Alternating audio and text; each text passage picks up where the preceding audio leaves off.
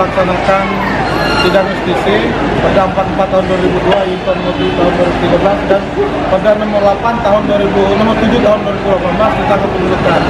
Pagi ini yang kedapatan tidak membawa KTP akan langsung kita sidangkan karena KTP itu sebagai kartu tanda identitas. Jadi harus kemana-mana membawa KTP. Kalau tidak bawa KTP langsung kita sidangkan di dalam diputuskan oleh hakim dan kejaksaan. Tujuan dari sidang ini supaya masyarakat tahu bahwa perlunya ya setiap masyarakat perlunya adanya KTP.